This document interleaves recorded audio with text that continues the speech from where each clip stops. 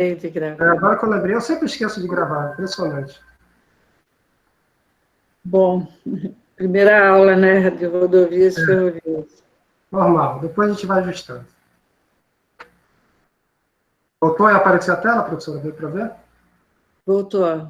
Tá, vou passar aqui os estudos. Para que não houve dúvida, a gente vai seguir em frente, tá? Agora apresentar de uma forma mais detalhada esses conteúdos, tá? Um dos primeiros assuntos, que inclusive a aula já vai ficar disponível para vocês no sábado, nós iremos tratar sobre a classificação das rodovias, com relação aos critérios que são pré-estabelecidos pelo DENIT. Lembrando que o DENIT é o órgão atual que substituiu o antigo DNR, né? É o Departamento Nacional de Infraestrutura e Transporte, e lá você tem basicamente todas as diretrizes que você precisa, de certa forma, conhecer e praticar no que tange a projeto de rodovias. Então, com relação à classificação, o DENIT adota 4 critérios. O primeiro deles é o critério geográfico, a gente vai ver com detalhes isso na aula, onde a gente vai ter, em função da posição da rodovia no mapa do Brasil, e principalmente em relação à sua posição, em relação à capital Brasília, uma nomenclatura, tá? A gente vai ter longitudinal, transversal, de ligação, radial, diagonal. A gente verá com detalhes essa classificação na nossa aula específica, que trataremos do assunto. Além da classificação geográfica, pode falar. Teve uma pergunta aqui do André. Você pode ler?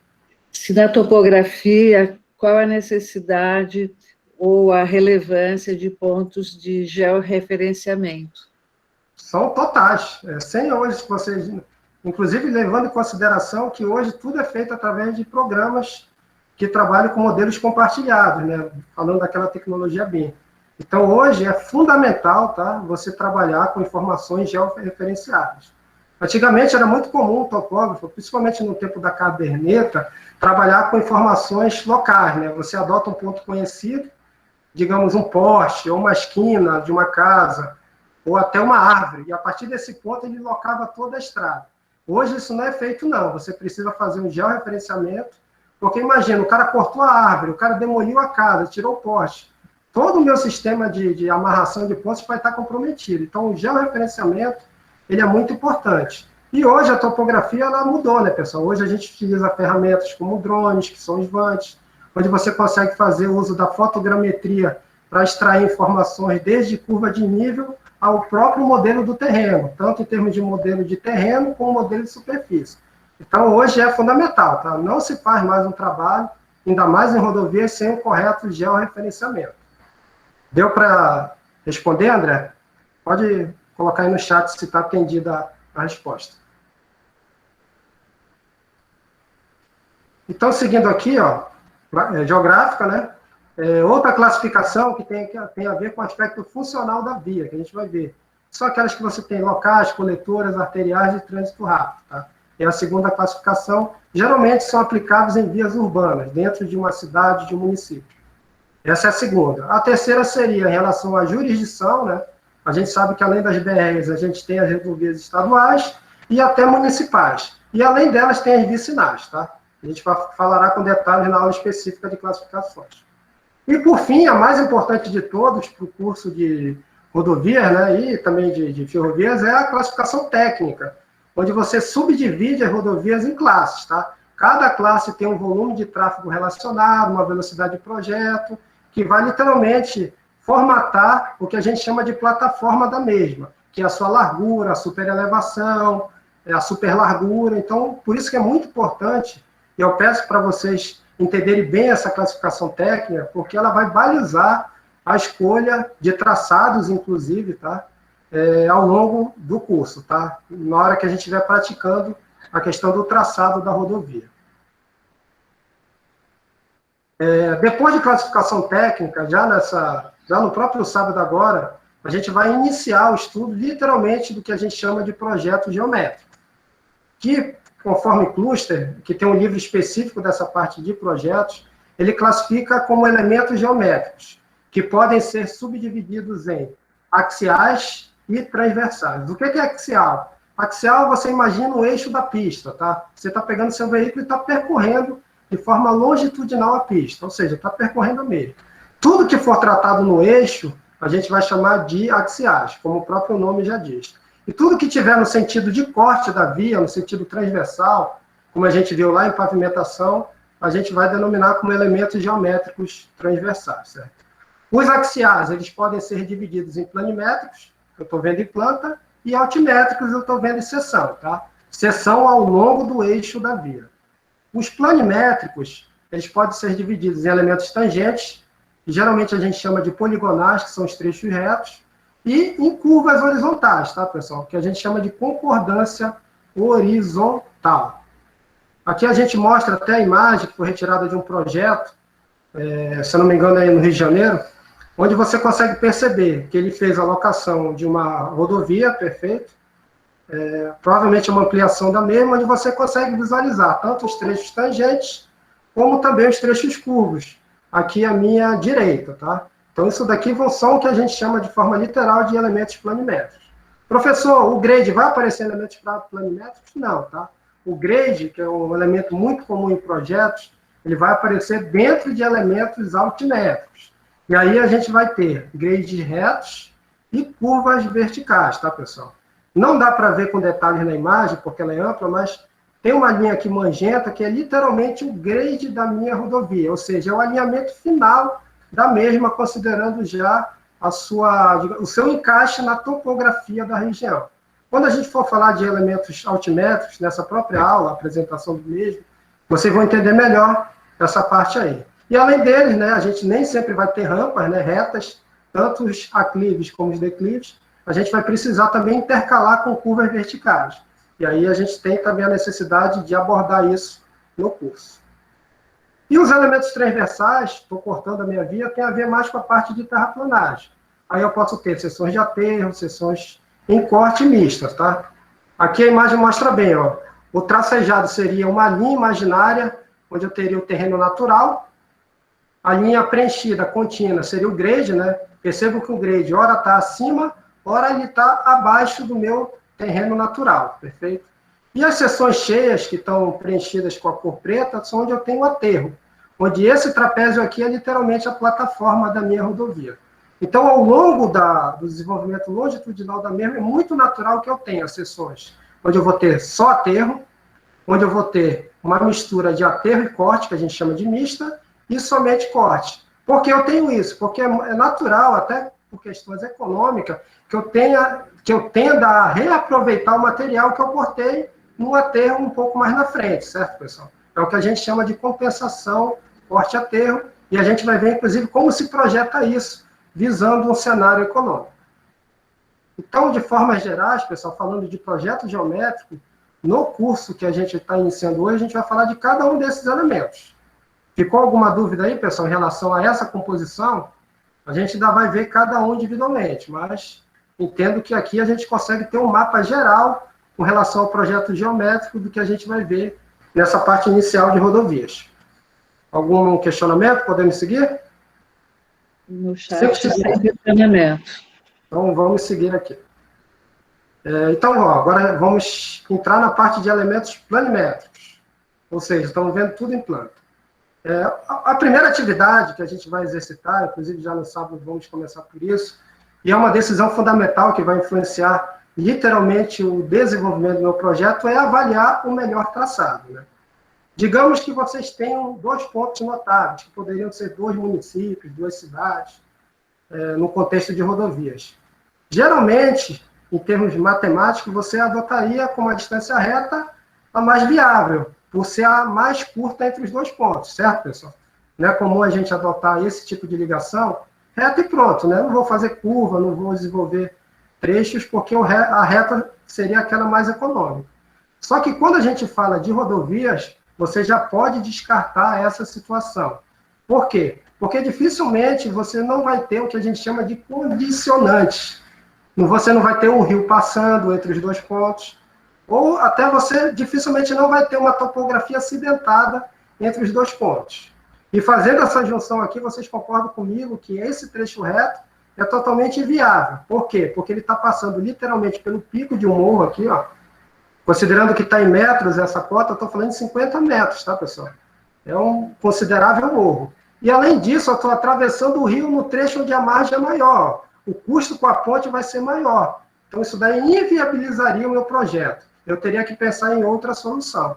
E isso ocorre de forma muito repetitiva em termos de projeto de rodovias.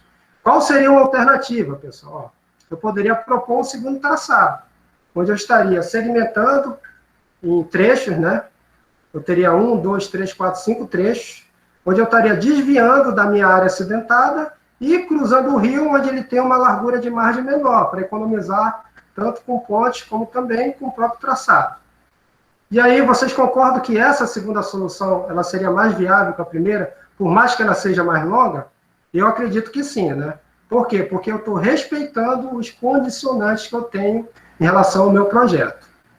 E aí, à medida que eu adoto um traçado desse, o que vem na sequência? Eu preciso, primeiro, pré-estabelecer distâncias, né? Certo? Para poder entender, até em termos de custo, como é que vai ser a questão de estimativa da minha rodovia por quilômetro. Só que, além de distâncias, e quem viu topografia vai lembrar, eu preciso referenciar. Foi até a pergunta do André, né? Eu preciso georreferenciar, sim. E como é que eu faço um georreferenciamento? Geralmente, eu posso adotar alguns ângulos auxiliares. O principal deles é o azimuth, né?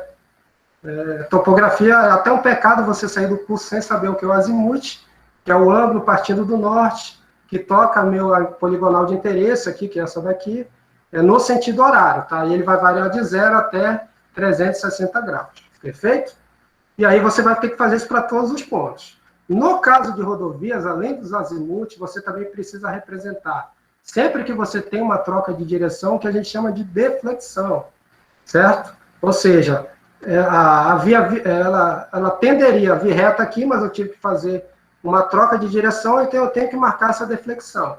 Essa deflexão especial, quando a gente for falar de curvas, vocês vão ver que é um ângulo fundamental para me calcular tangentes e o próprio raio e desenvolvimento do trecho curvo, tá? A gente vai ver isso mais na frente. E isso eu tenho que repetir ao longo de todo o trecho, tá? É isso que eu vou fazer, e cada um dos pontos que estão aqui, ó, eu vou precisar fazer o que eu chamo de georreferenciamento, que é, literalmente, fazer a alocação topográfica dos mesmos, tanto em termos de projeto e principalmente no campo. Perfeito?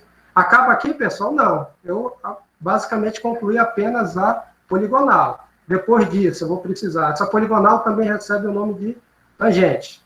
Eu vou precisar, aí sim, estudar os trechos curvos, né? Em cada um desses bicos aí, eu vou precisar fazer o estudo das curvas, e isso é um estudo específico, conforme a gente vai ver, certo? Que são as concordâncias horizontais. E depois disso, eu ainda vou ter que fazer o que eu chamo de estaqueamento, tá? Que é segmentar os trechos da minha rodovia em estacas, que geralmente, por padrão, são espaçadas a cada 20 metros, só que nem sempre você tem estacas inteiras. Você vai ter, provavelmente, principalmente nos pontos notáveis da sua curva, que a gente chama de estaca fracionada, tá? Não confundir estaca de rodovias com estaca geotécnica, tá? A estaca de rodovias é um piquete que fica enterrado 30 centímetros. Então, não tem nenhuma analogia com fundações. Certo, pessoal? E isso, de certa forma, é a representação planimétrica que eu vou ter que ter da minha rodovia em termos de traçado. Isso que geralmente eu fazia na mão, eu faço de uma forma também parecida hoje quando eu utilizo um programa, como o Civil 3D, o próprio AutoCAD e outros programas que trabalham com projetos de rodovias, tá? A concepção, ela tem que ser idealizada. E a representação gráfica, claro, você pode utilizar essas ferramentas para facilitar.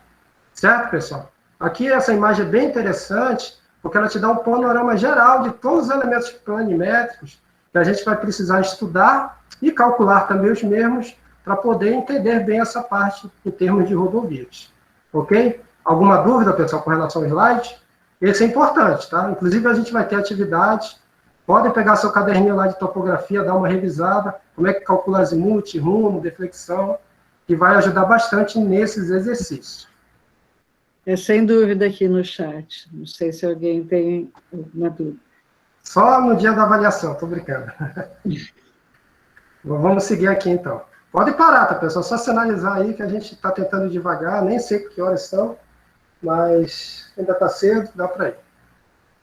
Ok? Então, ó, já falamos da poligonal, a gente vai dar um destaque agora para a questão das curvas, tá?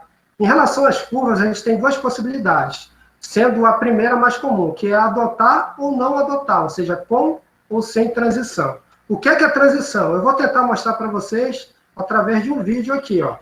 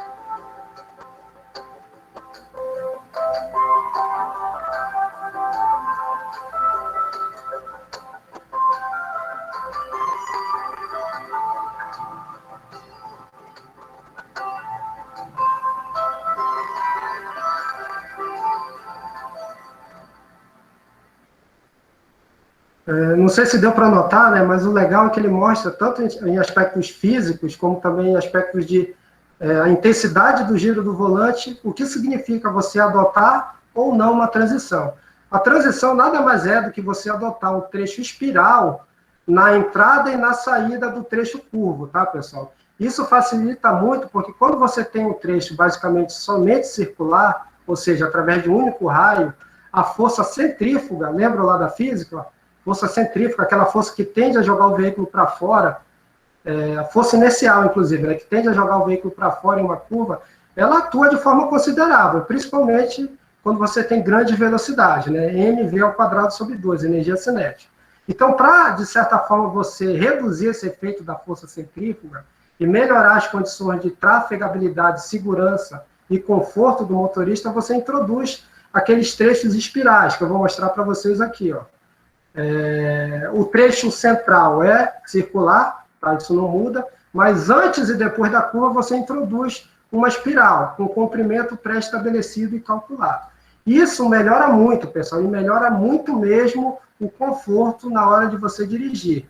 E a própria movimentação do volante, se vocês voltarem, eu vou disponibilizar essa aula, vocês podem voltar depois, vocês conseguem perceber que ela é menos intensa comparado quando você tem um trecho simplesmente curvo, tá? Então, a transição é mais ou menos que obrigatória. Ela só não é obrigatória porque, dependendo do valor do raio, quando ele é muito grande, você tende a atenuar esse efeito.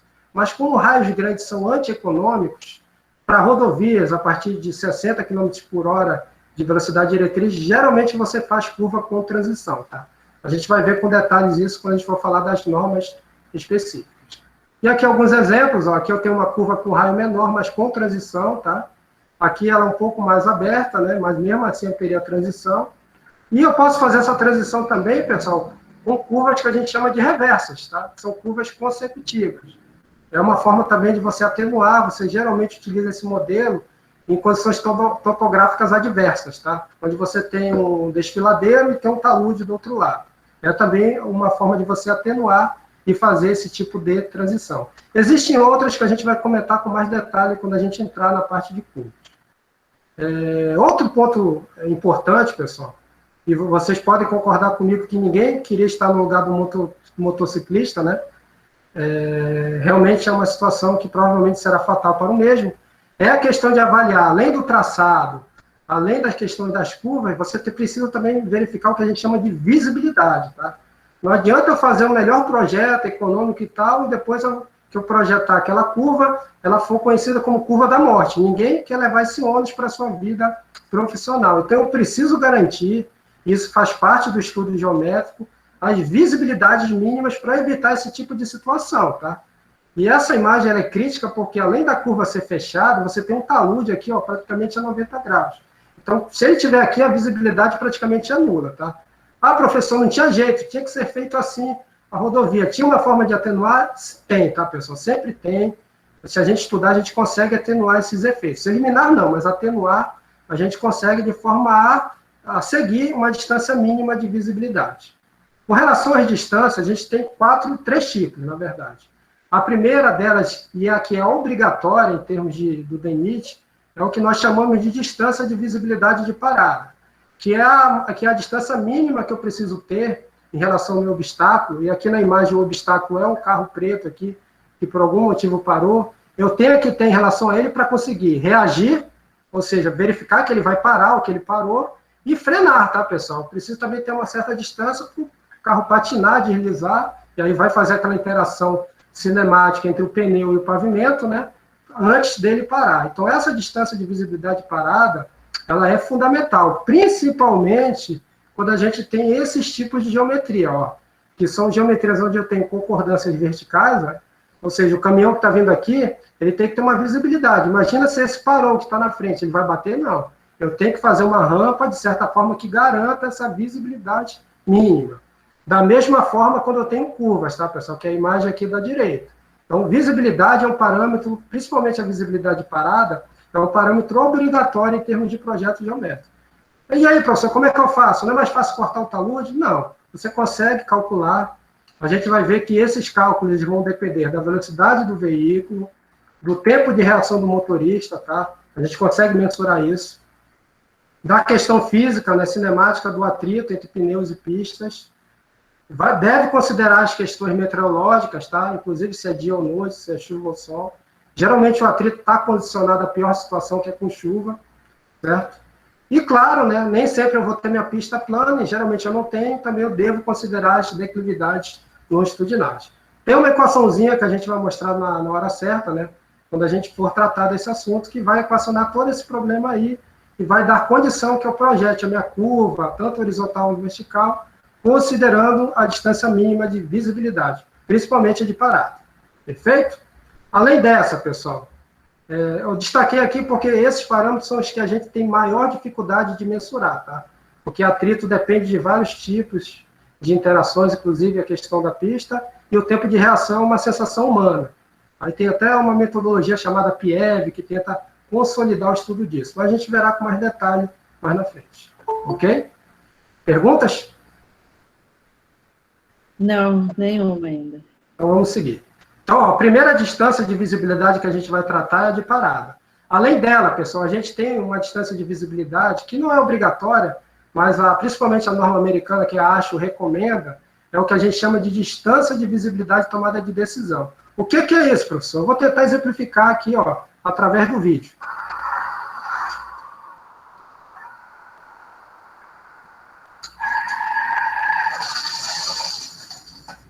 Deu ruim, né, pessoal? E aí? E não era só um, né? Era mais, pior ainda. Dava para evitar esse cenário? O que vocês acham? Era possível evitar isso? Como eu devo proceder? Como projetista, eu posso de alguma forma amenizar e permitir que o motorista consiga ou parar ou desviar desse alvo, e esse alvo é um alvo considerável? O que vocês acham? Se estivesse na sala de aula, até esperaria a resposta, né? O que eu posso dizer é que garantir é relativo, tá? Porque, volto a falar, depende principalmente se o tempo que eu vou dar de disponibilidade visual para o motorista vai ser suficiente para ele dirigir, né? Então, depende do próprio perfil do motorista. Mas, de alguma forma, a gente consegue dar a condição dele ver o provável alvo que ele terá pela frente. Então, existem alguns parâmetros que prescrevem o que a gente chama de distância de visibilidade de tomada de decisão, tá? Ela não é obrigatória, até por ser complexas, mas eu vou mostrar para vocês algumas formas que a gente pode considerar em projetos, ok? Vou passar aqui o vídeo. Outra, e é fundamental também, essa é a terceira, a gente falou da parada, distância de tomada de decisão, e essa daqui é o que a gente chama de distância de visibilidade de ultrapassagem, né? Vocês concordam comigo que é muito natural, em trechos rodoviários, a gente ter um caminhão e um carro rápido atrás. E depois começam a chegar os carros na sequência, né? Esse carro rápido, ele vai querer ultrapassar o caminhão, mas vocês conseguem perceber que o traçado geométrico da via, né, da rodovia, não é tão amigável nesse sentido. Então ele vai, ó, continuar prosseguindo. Mais na frente ele ainda continua atrás. Apareceu outro veículo, já está formando aquela fila de engarrafamento. Quem vai aí quem pega aí as rodovias do nosso estado, aí vai pegar o seu caminho para o balneário, enfrenta isso quando pega aquele caminhão do ancião, né? Vocês concordam. E aí vai, né? Não consegue ultrapassar, né? A pessoa literalmente começa a ficar impaciente, né? Isso é natural. E aí, mais na frente, ó, percebam também, pessoal, que começou a vir um carro lá na contramão, né? Essa via ela é pista simples, só que mão dupla, tá? E ele não vê ainda devido ao formato geométrico da via. E aí, mais na frente, continua atrás, né? Ele já está impaciente, né? E vai querer mudar, né? Mudar de direção. Ele agora começa a perceber, e o gato aqui é para mostrar que realmente isso pode ocorrer, e por mais que o gato tenha 7 vidas, essa manobra pode acabar com uma dessas vidas. Se for a última, já era. Então, pessoal, ó, ele pode querer mudar de direção, o outro veículo vem aí, e aí vocês concordam comigo que a chance de você ter um acidente é grande, né? Certo? Vocês concordam? E aí eu pergunto, em termos de projeto, de engenharia, existiria uma possibilidade de eu tentar reduzir essa probabilidade, dando uma condição do motorista fazer a ultrapassagem de forma segura, mesmo na contramão? E a resposta não depende, tá? Nesse caso é sim mesmo, sim. E aí que entra esse contexto de distância de visibilidade de ultrapassagem, que é a distância que eu tenho que adotar no trecho reto, que dê a condição, a partir que o motorista consiga ter a capacidade de visualizar a oportunidade de passagem, que ele faça a mesma, tá? Certo? E aí eu mudo até a sinalização da via, né? Eu incluo essa faixa tracejada, que é mostrando que nesse trecho eu calculei, os engenheiros calcularam a possibilidade de ultrapassagem, o DVU, e você pode fazer. Passou desse trecho não, tá, pessoal? Não é recomendado, ok? Então, em termos de distância de visibilidade, que nós iremos ver no curso, são essas três, tá? A gente vai falar um pouquinho de interseções também, mas é mais focado nessas três que nós apresentamos anteriormente, porque nas interseções a gente precisa também garantir visibilidade. Alguma pergunta com relação a distâncias? Podemos seguir com relação às diretrizes? Nenhuma, olha. Não sei se quer fazer pessoal, diretamente, mas no chat não tem. Então, vamos seguir aqui. Então, já falamos de projeto geométrico, da sua representação gráfica, falamos sobre as distâncias de visibilidade, tá? Representação gráfica, tanto trecho reto como curva, né? E agora, né, a gente faz um projeto, mas como eu falei anteriormente, precisaremos considerar diretrizes, que tem a ver com as normas. E nesse caso, a gente precisa visualizar o que o DENIT prescreve com relação às mesmas, que está exatamente nos manuais. Alguns deles eu mostrei aqui na imagem acima, que é o do antigo DNR, né, que é o manual de 1999, e a publicação IPR 742. Também tem muita diretriz com relação ao projeto rodoviário.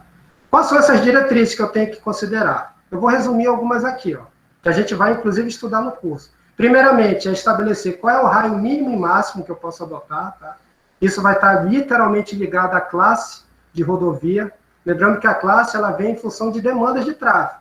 Então, eu preciso ter uma classe e preciso adotar os raios compatíveis com a mesma, tanto mínimos como máximos. Também preciso saber qual é o valor mínimo da tangente, ou seja, do trecho reto que eu preciso ter entre dois segmentos curvos consecutivos. Isso daqui tem que ter um tamanho mínimo, senão eu vou ter problemas, principalmente com relação ao próprio traçado, conforme a gente vai ver mais na frente. E da mesma forma, né, pessoal, eu não preciso também ter retas infinitas. Eu preciso limitar os trechos retos, porque imagina o seguinte, você está no seu veículo, numa rodovia, e vai caminhar por ela ao longo do traçado totalmente reto. Em algum momento você vai dormir, você vai ter déficit de atenção, então o DENIT prescreve tamanho retos limitados em torno de 2 a 3 a 5 km, dependendo da velocidade diretriz da rodovia, e a gente verá com mais detalhe isso mais na frente. Então, a gente limita tanto trechos pequenos, como também os trechos retos em relação ao seu comprimento.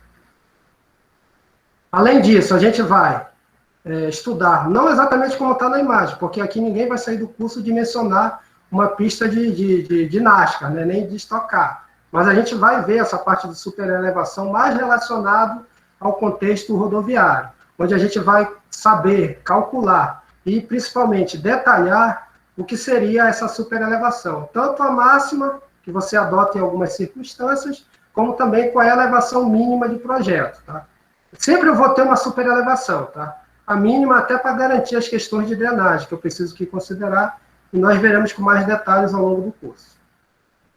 Além de superelevação, nós veremos também a questão da superlargura, né? E é muito natural, em trechos curvos, que você tenha que alargar a pista para possibilitar, primeiramente, a inscrição do veículo na mesma, e claro que o veículo não saia para a pista oposta, para a contramão. Então, a gente vai estudar quais são os critérios, como se calcula e como se detalha essa superlargura, que é outro parâmetro de projeto, outra diretriz de projeto. Aqui mostra bem, pode falar. O Ailton quer fazer a pergunta, Ailton? Fica à vontade. Não quero fazer, não. Então desistiu? Colocou um comentário, quer falar? Pode falar. Vocês estão muito quietos. Eu fiz um comentário, mas não era uma pergunta, só um adendo. Pode ficar à vontade, se quiser colaborar, porque eu não estou vendo o chat mesmo. Então tá bom, acho que as pessoas já leram, né? Então não precisa. Esse Optimus Prime aí que está aparecendo na imagem, pessoal, é para mostrar que dependendo do porte do veículo, você tem naturalmente que o eixo carroçável dele saia da pista. Então a super largura ela é interessante porque você dá uma folga e a parte de trás do veículo ela se mantém onde ela deve estar. Então é bem interessante também que não é só para você melhorar a estabilidade, mas sim para garantir a inscrição do veículo durante o trecho curvo. Perfeito? Outra diretriz que a gente vai falar também mais na frente é as questões de representação, já considerando as faixas de rolamento. Só que essa parte a gente vai especificar mais quando a gente for representar o projeto, literalmente. Certo? Então, ó, em relação a elementos planimétricos, era basicamente isso. Claro que eu estou fazendo uma breve apresentação agora. Os detalhes nós veremos em cada aula específica. Eu vou até dar Ninguém quer perguntar nada mesmo com relação a isso? Alguma curiosidade? Alguma situação que passou como motorista? Quiserem colaborar aí com a aula, a gente fica aqui. Antes de falar dessa parte altimétrica. Eu só queria fazer um comentário, Adenilson.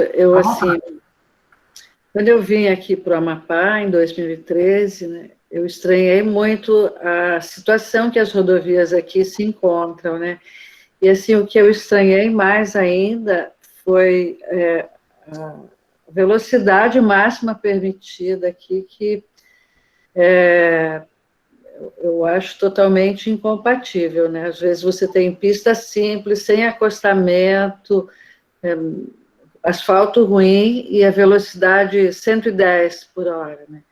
Então, se a gente imaginar que o Código de Trânsito, o limite máximo que ele permite nas estradas é 120, né?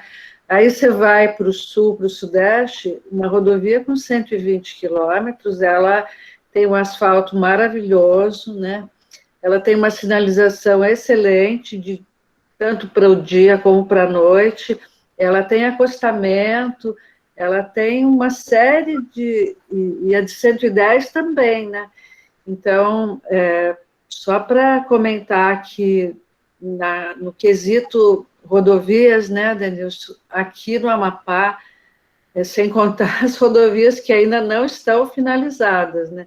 Vai ter muito serviço para muito engenheiro, muito projeto, então acho que vocês têm que se dedicar a essa disciplina mesmo, porque isso é importante aqui para o Estado. Com certeza, como você falou bem, é uma disparidade muito grande, né?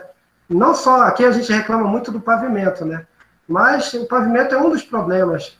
Como você falou bem, né? Em termos de rodovia, se você percorrer uma rodovia, quer seja federal, estadual ou até municipal, você vê problemas, né? Então, é claro que a gente conta, né, com a formação de engenheiros para, quando tiver a oportunidade de trabalhar nesses projetos, consigo, de alguma forma, melhorar, né? De fato, performar ali, lembrar daquela aula, né, daquelas especificações, e tentar melhorar isso aí. O pessoal costuma aqui no Amapá contratar muita empresa de fora, só que eles esquecem que, além de contratar, você tem que verificar o projeto que vem. E a gente recebe muito projeto com incompatibilidades, totalmente inconsistentes com a questão não só da mobilidade, mas da infraestrutura do local. Tem projeto que falta até drenagem, né? Incrível que pareça. Então, infelizmente, a gente pensa que futuramente, até formando engenheiros, a gente consiga aqui, quem sabe até uma empresa trabalhando com projetos de pavimentação de rodovias que possa prestar esse serviço. Eu vi aqui que o Juliano perguntou com relação à superelevação, acho que ele quis dizer isso. É assim feita, na verdade você faz, Juliano, uma questão de equilíbrio ali. Se você acentuar muito a superelevação, é natural que o veículo tenda a tombar, né? Só que ali, quando o veículo faz a curva, ele também tem aquela força centrífuga, que tende a jogar ele para fora. Então você faz, não sei se tu lembra aquele plano inclinado lá da física, tu pega a força, pega a decomposição da normal, tu tem a força de atrito, P-seno, P-cosseno, em função do ângulo, que é a superelevação nesse caso, você faz um equilíbrio e considera alguns fatores de segurança para evitar o tombamento. Tanto que a superelevação máxima permitida é 12% em condições super específicas, tá? Você geralmente adota valores pequenos, tá? Só para melhorar a questão do equilíbrio na hora dele fazer a curva. Essa superelevação é só para deixar ele não ir para fora, tá? Da curva, em função da força centrífuga. Principalmente nas curvas onde as velocidades de diretriz são altas. 80, 120. Por isso que a velocidade de projeto é um item muito importante, né? Porque você sempre vai fazer o projeto de acordo com aquela velocidade que você está projetando, né? Então, é isso que me estranhou aqui, né? Porque, provavelmente, essas rodovias com 110 km por hora, elas não são seguras. A maioria acho que nem tem superelevação, né? Eu acho que não. Se a gente considerar as vias urbanas, né, por exemplo, eu acho que a gente não tem uma rotatória dentro de uma diretriz do DENIT. Todas têm um raio curto, todas mesmo, sendo bem específico. E as curvas, algumas delas, né, eu não sei todas, aí teria que fazer uma análise local, apresentam esse problema, de fato. Não tem super largura, não tem uma super elevação mínima que garanta um melhor condicionante, principalmente para o motorista que trafega pela mesma. Super asfalto, nem pensar, né? Aí, de fato, Na verdade, nem precisa ter um super asfalto, tem que ter um asfalto apropriado às condições climáticas de tráfego do local, que infelizmente nós não temos ainda. Quem sabe, né, com o laboratório de pavimentação da universidade, a gente consiga, vamos ver. Então, eu vou dar prosseguimento aqui. Diga. E são vidas perdidas, né? Porque um acidente numa rodovia nunca está numa velocidade baixa, né? Nunca então, está, exatamente. Provavelmente o acidente não vai ser um acidente sem vítima, vai ter ou vítima fatal até, né? Então, eu não sei qual é a estatística, mas eu acho que a maioria dos acidentes em rodovias tem questão de vítimas fatais envolvidas. Eu não sei porque teria que consultar, mas se eu fosse chutar, eu chutaria dessa forma. É um bom estudo de TCC também, né, Denise?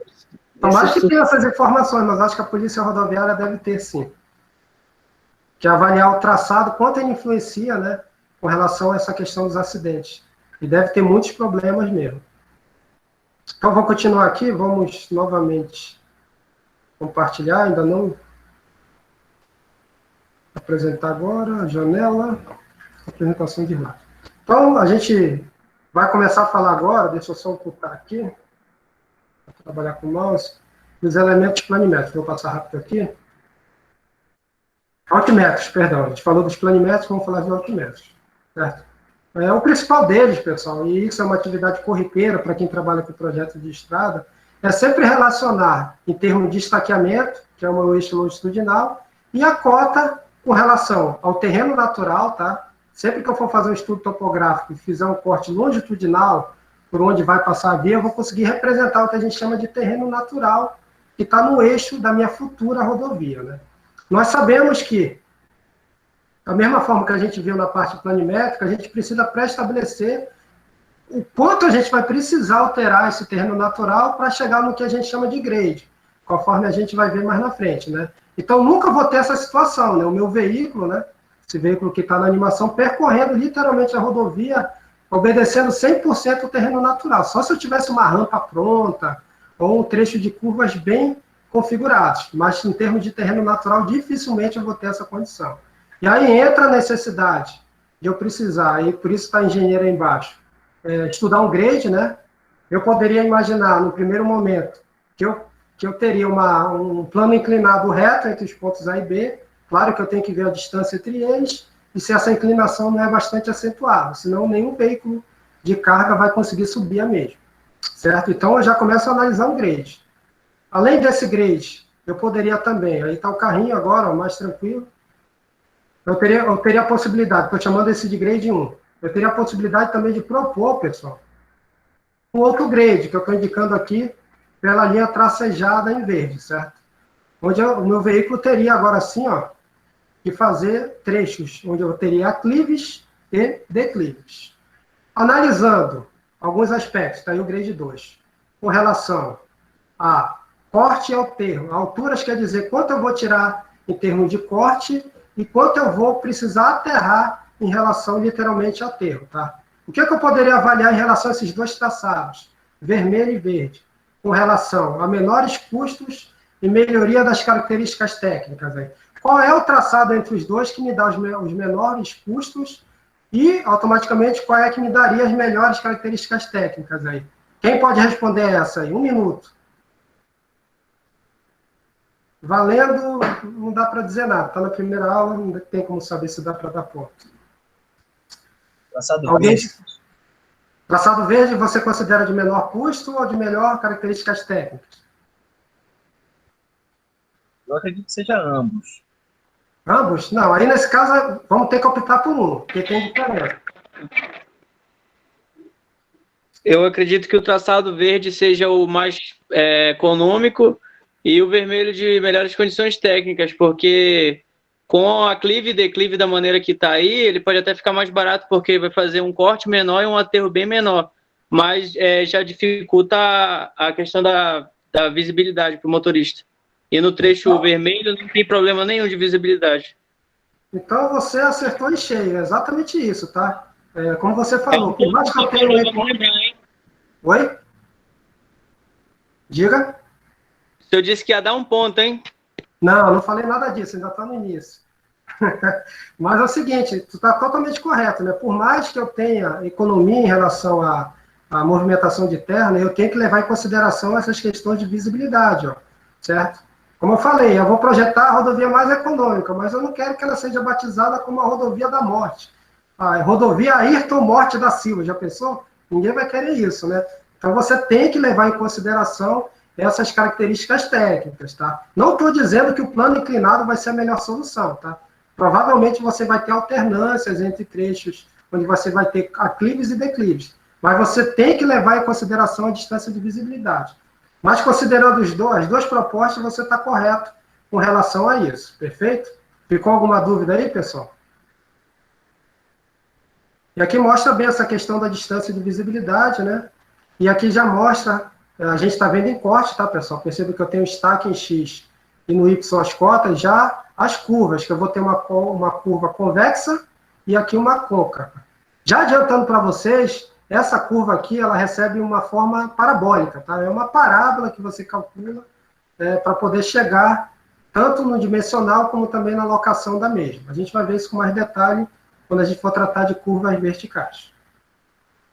Certo? Então, em relação a elementos altimétricos, é isso que a gente vai estudar. Como é que eu calculo e chego no grade, certo? Como é que eu estudo essa questão de compensação corte a termo e como é que eu garanto as questões de visibilidade, de segurança de uma forma geral.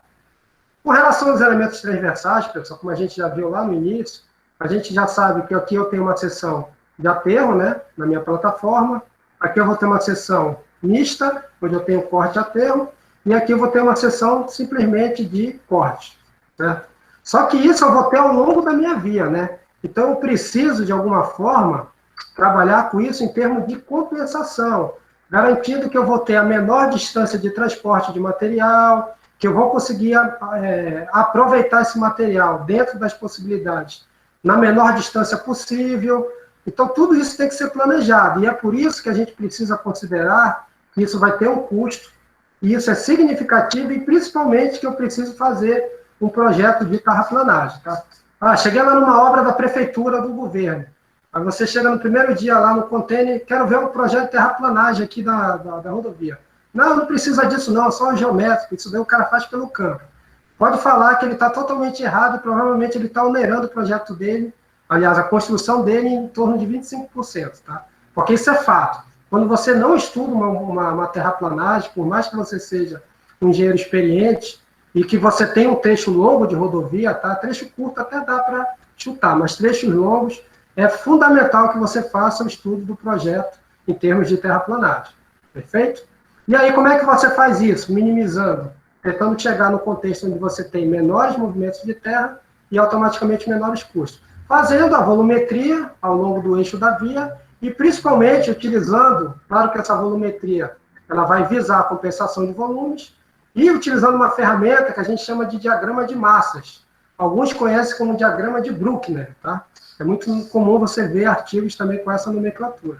Onde você vai fazer ao longo do eixo da rodovia, né, esses gráficos aí, principalmente o que está acima, certo? Nós veremos nessa disciplina como é que a gente constrói esse gráfico e, principalmente, como é que eu calculo esses volumes considerando as premissas do diagrama de Bruckner. Principalmente como é que eu calculo, né, lembrando que isso é ao longo do estaqueamento, as distâncias médias de transporte, tá? Veremos com mais detalhes mais na frente. Perfeito, pessoal? Isso daqui é interessante, porque como a gente vê projetos com inconsistência com relação à terraplanagem. Outro ponto, já saindo agora da parte de projeto geométrico, a gente vai tratar também, nessa disciplina, a questão de ensaios de campo, como a gente viu lá na frente, e projetos complementares, tá? Que é ver como é que uma ponte se enquadra, como é que eu preciso adicionar uma contenção à minha rodovia quando eu tenho taludes íngremes, e a mesma coisa com relação à drenagem. Tá? E aí, com relação a ensaios de campo, aliás, desculpe, eu vou ter, nesse curso, a gente vai estudar de uma forma breve, a questão do reconhecimento subleito, estudo de jazidas, estudos de empréstimo e sondagens. Tá? Por que eu preciso caracterizar o material? Porque nem sempre, dependendo das suas características físico-químicas, eu consigo aproveitar aquele material como aterro, tá? Às vezes ele tem um grau de expansão muito alto, que esse material ou ele precisa ser descartado, ou, na melhor das possibilidades, melhorado. Quem viu pavimentação vai lembrar que a gente geralmente pega um solo ruim, adiciona alguns elementos, né? Tem até estudantes aí que estão desenvolvendo pesquisa aí com metacaulina nesse contexto, e em função dessa adição a gente começa a melhorar as características físico-químicas e ele começa a ser possível de ser utilizado para fins de pavimentação e para fins também de projeto rodoviário, com relação à terraplanagem. E, claro, também veremos alguns estudos especiais, principalmente no que tange talude, fundações e a questão de túneis e maciços. Veremos também, nessa parte de projetos complementares, drenagem, tá? Lembrando que a drenagem eu posso ter duas grandes classes, a microdrenagem, né, e a macrodrenagem, certo? Aqui em Macapá a gente tem todas, né, pessoal? Com excelência. Aqui é um exemplo nato de micro e macrodrenagem.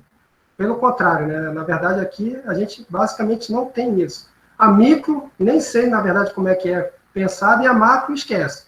Na verdade a macrodrenagem seria aquela região de ressaca, se elas fossem preservadas para isso, e hoje elas são ocupadas. Então a gente perdeu um pouquinho dessa capacidade natural. Então a gente vai ver um pouquinho disso, tá? Não vamos ver o detalhe, mas veremos as diretrizes. Por exemplo, uma microdrenagem, a gente vai aprender como é que se loca, como é que se calcula uma área de influência, onde eu vou ter o meu PV, como é que eu loco mesmo, e a ligação entre as bocas de lobo, que eu estou representando como BLs aqui, ok? E também de caixas que eu posso ter como coletores.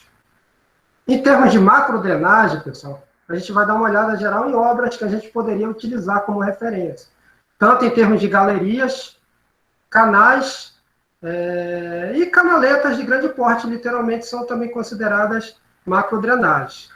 A Duca Serra, né, recentemente, né, voltou à tona, né, já que a gente está no período chuvoso, aqueles problemas que quando chove, quando o nível do rio Amazonas está alto, você tem aquele transbordamento na lateral da pista, né, naquela pista que vem no sentido norte para o sentido sul. Né? O que vocês acham que ocorre ali? Qual é a principal causa de ocorrer aquele aumento de nível de água e automaticamente transborda por meio da pista? Alguém pode comentar sobre isso aí? Algum morador da região que trafega por ali?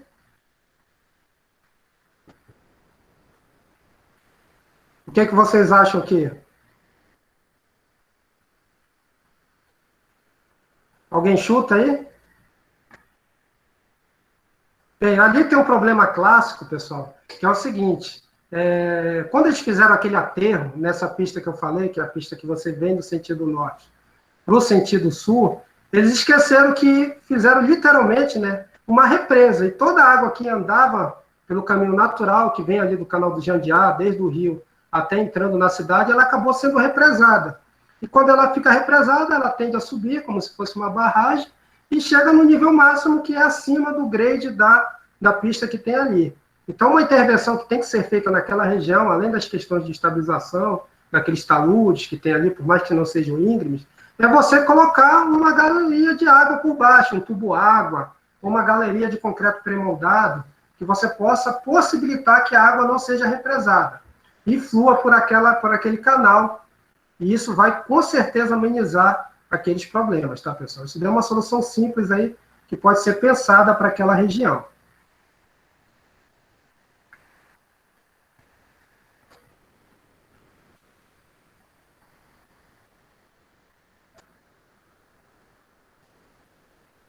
Então, falaremos aí dessa parte de drenagem urbana, né? De uma forma mais conceitual, mas, claro, destacando um pouquinho aí de cada uma dessas modalidades, micro e macro drenagem. Falaremos também. Alguém vai falar? Ô, professor, boa noite. Boa noite. Professor, eu passei por lá esses dias, eu percebi que tem vários dutos lá embaixo, sabe? Eu não sei por que tem esse problema de alagamento lá naquela parte, não, porque tem vários dutos lá embaixo mesmo. Mas será que eles estão no sentido correto, respeitando a questão por onde a água tem que passar? Porque, pelo que eu vi ali, eles não estão obedecendo isso, né? Ah, sim, entendi. Porque não adianta tu colocar um duto no sentido da ponte. Ali você tem que ter um duto no sentido transversal à ponte. Se você colocar no sentido longitudinal da ponte, não vai adiantar em nada ali. E pelo que eu vi, eles não fizeram isso. Eles não colocaram no sentido transversal. Entendido, entendido. Beleza, professor. Tranquilo? Então, continuando, a gente vai ver essa parte de drenagens. Veremos também noções, tá, pessoal? Ninguém vai fazer projeto de contenção aqui. Apenas noções relacionadas a como essa obra ela entra dentro dessa parte rodoviária. Tá? Então, a gente vai ver taludes simples, com berma, taludes já utilizando também muros de gravidade como gabiões. Falaremos também de soluções utilizando geossintéticos, né? E claro, pessoal, como isso é uma área específica, a gente vai ter um convidado, falaremos também com relação à própria paredes com tirantes. Como é uma área específica aqui, é uma mistura de tudo, tá? Se tratando de uma área específica, eu já conversei, então a gente vai ter a participação nesse dia aí do professor Rambo, que ele vai falar, vai trocar algumas experiências, e a gente vai tratar dessa parte de drenagem, de contenções, conversando com ele. Eu até agradeço que ele vai poder participar da aula. É uma boa oportunidade aí da gente trocar conhecimento e fazer um bate-papo. Perfeito? Veremos, pessoal, também a parte de sinalização, né? E essas imagens aqui são da cidade, tá? A gente concorda que são sinalizações de última geração, né? Inclusive, essa daqui foi até motivo de piada, né? Eu estava em Belém, recebi esse meme, eu não tinha entendido, né? Falei, será que isso é montagem? Mas depois eu fui perceber que se tratava de uma sinalização incompleta que foi feita ali no trecho final da Leopoldo Machado, entrando na JK, né? O pessoal brincou aí que até os Beatles voltaram no tempo. Mas isso daqui é um erro, né, pessoal? Por mais que seja um serviço incompleto, você não pode fazer uma sinalização dessa forma. Inclusive, eles tentaram consertar depois e piorou, que eu não consegui entender nada isso. Qual é a prioridade aí? O pedestre, a bicicleta? Por que tem dois pares? Essa linha aqui do meio, que é uma linha divisória de faixa, não sei. Aí ficou uma confusão danada que tem que literalmente pegar o manual e colocar, talvez fixar naquele poste ali que está do lado direito. Uma confusão danada, né? E não só aí, né, pessoal? A gente vê também outros pontos da cidade. Isso daqui, em termos de projeto, não existe, tá, pessoal? E nessa disciplina, a ideia é mostrar para vocês as diretrizes, os parâmetros, como a gente pode indicar em um projeto viário essa questão da sinalização, tá? É um tópico que a gente vai abordar aí durante o curso. Quando eu tenho que colocar a placa, qual é a posição da mesma, altura, ela tem visibilidade, ela se repete de quanto em quantos em relação a comprimentos, aliás, em relação a distâncias, tudo isso a gente vai ver no curso com relação a essa parte de sinalização. Alguma dúvida aí, pessoal, antes de falar da parte prática? Podemos seguir?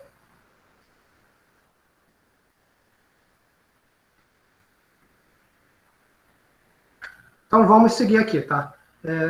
Quando a gente terminar essa parte de projetos, onde a gente já vai ver toda a parte teórica do curso, a gente vai chegar numa fase, porque vocês concordam que não adianta apenas nós debruçarmos na parte teórica sem ter uma experiência prática, né? E a minha proposta nesse contexto aqui é que a gente aproveite as aulas finais, se eu não me engano são 6 ou 5 aulas, da parte de rodovias, e a gente comece a implementar todos os conhecimentos adquiridos anteriormente dentro de um programa. E eu escolhi o Civil 3D. Por quê? Porque é um programa que você consegue utilizar até um ano gratuitamente, se você fizer um cadastro, tá? Se você baixar, você já tem 30 dias de utilização free, mas você pode chegar a utilizar com alguns recursos até um ano ele livre, tá? E ele é uma plataforma que tem muitas ferramentas, tá, pessoal? Que a gente pode utilizar para fins de projeto viário. E ele vai ser interessante também porque ele vai literalmente modelar o meu projeto. Eu consigo até futuramente fazer uma análise de tráfego no mesmo, tá? Então é bem interessante. Qual é a proposta aí? A gente vai indicar algumas informações adicionais, que são os inputs iniciais, na forma de topografia condicionante, e vamos realizar um projeto, que vai ser feito junto comigo, né, um acompanhamento, como se fosse um mini curso de 3D civil, só que voltado para a parte de rodovias. E aí a gente vai desenvolver, eu vou criar um roteiro, tudo isso aí, os critérios que a gente precisa avaliar, tudo isso a gente vai fazer passo a passo. E depois, quando a gente for falar da parte de avaliação, depois que a gente concluir esse mini curso de Civil 3D, eu vou pedir que vocês, utilizando o mesmo programa, façam algo onde eu fornecerei algumas informações para que vocês consigam representar o que a gente desenvolveu em parceria, só que agora trabalhando em equipe entre vocês mesmos, tá? É como se fosse um trabalho em grupo direcionado, onde vocês vão utilizar o Civil 3D, o Civil 3D, para chegarem lá no seu projeto. A gente vai discutir com mais detalhe isso mais na frente. Vocês vão ver que vão conseguir representar tanto a parte planimétrica, vão conseguir fazer o que a gente chama de estudo de otimização de grades, vão conseguir fazer a modelagem 3D e a renderização da rodovia. Ou seja, é um curso de projeto básico de rodovias utilizando o Civil 3D, que a gente vai incluir no finalzinho do curso como parte prática. Aqui eu até deixei algumas referências, né? No YouTube tem muito material da Autodesk que mostra que são tutoriais, estão em inglês, mas são importantes. E também aqui o link para você baixar o Civil 3D. Se você já quiser ir fuçando, mexendo, verificando, também fique à vontade. Certo? E aí a gente termina a parte de rodovias, tá, pessoal?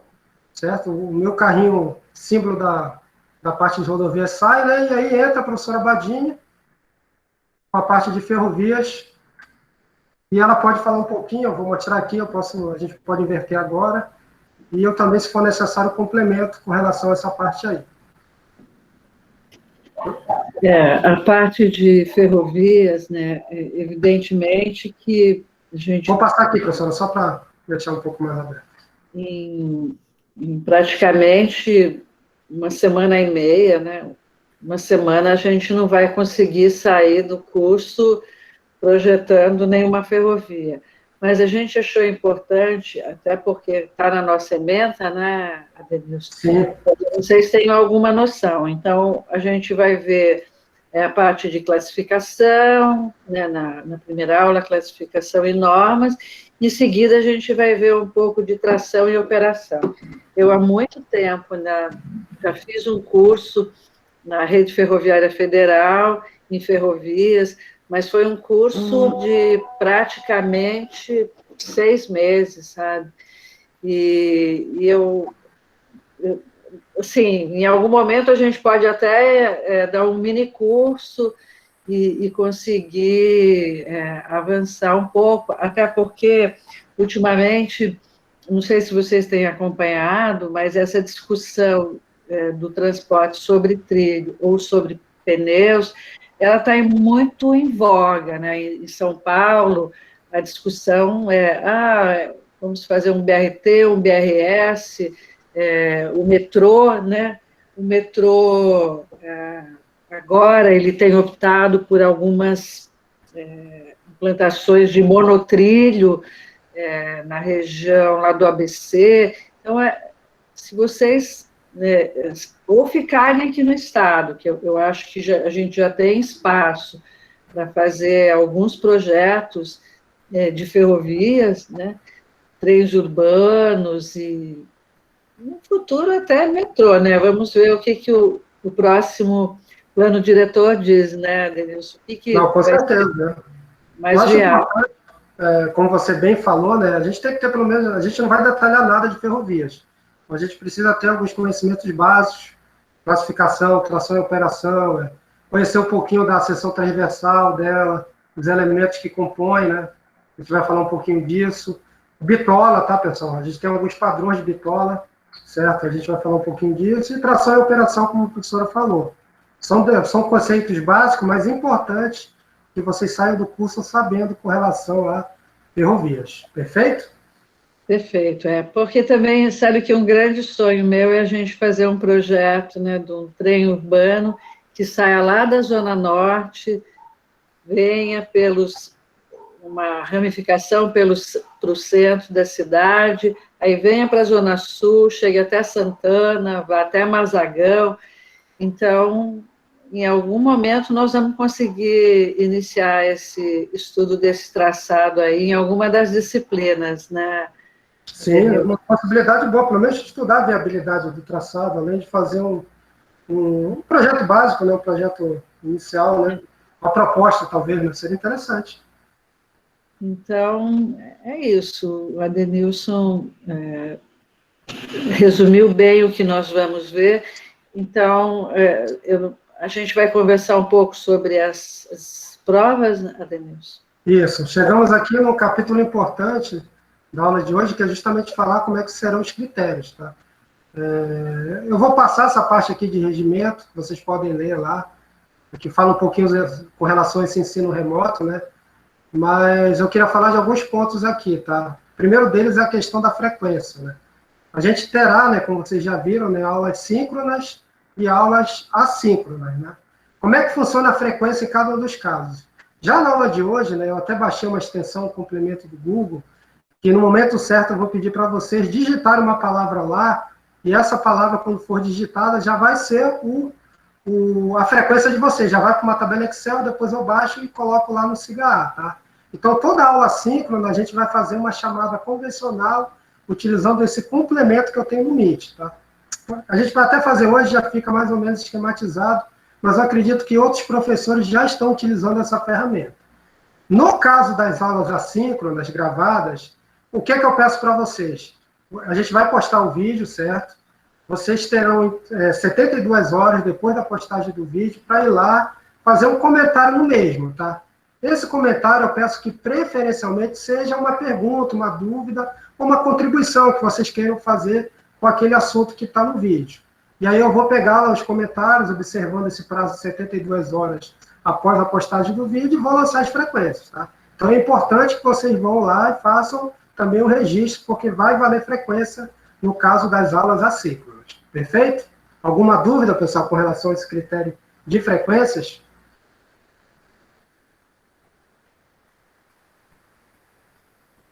Então, vamos seguir. Com relação à avaliação, a gente vai ter 3 avaliações, tá? A primeira delas, a cada 14 dias eu vou disponibilizar um quiz, que é um questionário via Google Meet não, Forms, tá? Onde vocês vão ter lá perguntas objetivas e subjetivas.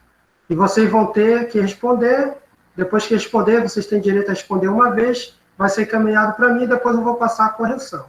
Cada um desses questionários, desses quizzes, vai valer 10 pontos. A gente vai ter 7 no total. E a primeira avaliação nada mais será do que a média aritmética dessas 7. Se eu tirei 10 nas 7, 10 vezes 7, 70, dividido por 7, 10 pontos na primeira avaliação. Naquele planejamento que eu mandei para vocês no grupo, tem as datas máximas que vocês devem, até que data vocês devem preencher esses questionários, tá? Esses quizzes. E mais qualquer dúvida a gente pode ir se comunicando também pelo grupo, tá? Mas, como volto a falar, são perguntas objetivas e subjetivas, tá? E você só tem direito a preencher uma vez, certo? Não, acho que nem dá para colar, porque eu coloquei lá uma ferramenta que você não consegue gravar as ordens das perguntas, então muda. Então, vocês vão precisar literalmente responder, tá, pessoal? Claro que vocês terão como consultar os materiais de aula e outros materiais que achem pertinentes. A segunda avaliação vai ser um trabalho em grupo, que a gente vai desenvolver no final do curso de rodovias, utilizando o Civil 3D. E a terceira avaliação, já é na parte de ferrovias, vai ser um questionário que vocês vão ter que preencher lá via SIGA. A professora Badini, comigo, a gente vai organizar lá, que é, se eu não me engano, no último dia de aula, no sábado, salvo engano, mas está lá na programação. Então, resumindo aqui, pessoal, uma avaliação que vai de 0 a 10, que vai ser a média aritmética entre os 7 quizzes que a gente vai resolver, que vocês irão resolver. A segunda avaliação, que vale também de 0 a 10, que vai ser um trabalho em grupo. Essa é a parte de rodovias. A terceira avaliação, que vai ser aquele questionário que vocês vão preencher no SIGA. E a nota final vai ser AV1 mais AV2. Entre parênteses, eu tiro a média dessas 2 avaliações. Aí eu chego numa avaliação da parte de rodovias, somo com a avaliação da parte de ferrovias e no final tiro novamente a média entre as duas. Lembrando que vocês têm que ter nota superior a 5, né? E frequência de 75% ou mais, perfeito? Claro que a gente está falando de um período ímpar, né? Às vezes você tem dificuldade de acessibilidade, é natural, tá? Então a gente sempre vai ter o uso do nosso VAR aqui, para analisar se os seus recursos com relação a questão de prova, não consegui preencher o questionário, não consegui fazer meu comentário no vídeo, ou esqueci de marcar lá a frequência no dia da aula síncrona, a gente vai analisar, né? Em primeira instância, se vier tudo ok, a gente faz a validação, mas preciso que vocês sigam, de certa forma, essas recomendações, porque, volto a falar, trata-se de um semestre normal, só é remoto, tá, pessoal? Mas é normal em termos de avaliação, então a gente precisa ter esse grau de exigência, tá bom? Ficou claro essa questão de notas e frequências, pessoal? Sim ou não?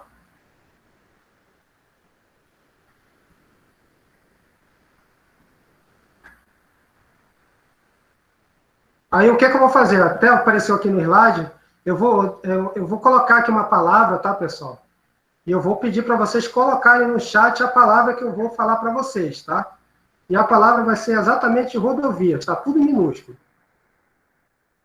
Pode digitar no site rodovias. Espera aí, deixa eu só abrir aqui, pessoal, antes, para poder considerar a resposta. Pronto.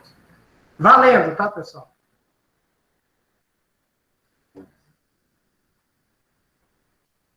Deixa rolar aí 1 minuto e meio aí para todo mundo colocar aí. Rodovias.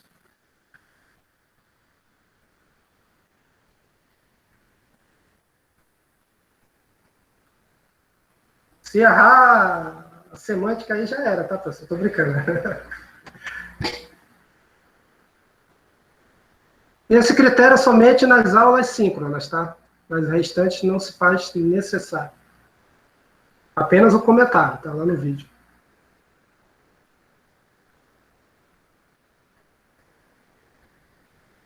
Então vocês vão, daqui a pouco eu volto aqui, a gente pode prosseguir. Depois eu desabilito. Já está quase na hora, inclusive, né? Já são... faltam 10 minutos.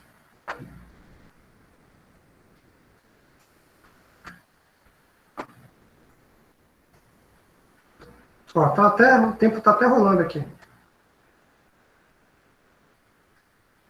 Esse planejamento, pessoal, que eu estou compartilhando com vocês já tem lá, né, literalmente.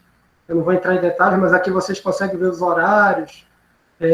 Percebo que essa data máxima aqui, à minha direita, é exatamente a data máxima que vocês têm para preencher o quiz, tá? Vocês têm 1, 2, 3, 4, 5, 6 e 7, tá? O primeiro até dia 24 do 4 e o sétimo até dia 26 do 5, tá? Só vão ser aceitas respostas até essas datas. Aonde vocês vão receber esse quiz? Lá no vídeo, vocês vão ter na descrição do mesmo, do vídeo gravado, o link que vai levar vocês ao formulário, tá, pessoal? É só lá abrir a descrição do vídeo e vocês vão ver nessas datas aqui, ó, no dia 17, no dia 21, 24, 28, 5, 8 e 12, tá? E 15 também lá os links para que vocês consigam preencher e entregar dentro da data máxima. Perfeito? E aqui as nossas referências bibliográficas, tá, pessoal? Esse livro aqui é interessante, que é a Introdução ao Projeto Geométrico de Rodovias, tá, da coleção didática. Ele fala bastante, é um livro do Lee, é bem interessante. Ele fala muito da questão rodoviária mesmo, tá? Basicamente é quase tudo rodovias. Eu recomendo a sua leitura. Você tem esse livro aqui, Estradas, Projeto Geométrico de Terraplanagem, que ele fala de projeto geométrico, mas ele dá um enfoque legal para essa parte de terraplanagem, principalmente com relação a diagrama de massas e compensações, e também de maquinários que você utiliza para essa atividade.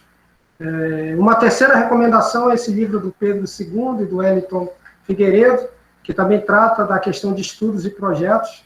Ele é bem específico para projeto geométrico. Esse da PINE também é bastante consolidado, Manual de Técnicas e Projetos Rodoviários, o Aster Miller de Censo. E, claro, também eu recomendo, a gente vai apresentar durante o curso, que a gente faça também a leitura de alguns trechos do manual do DENIT com relação ao projeto geométrico, que a gente verá com bastante frequência ao longo do curso. Ok? Ó, vou encerrar aqui a frequência, tá, pessoal? Alguma dúvida, alguma questão com relação a essa primeira aula, pessoal?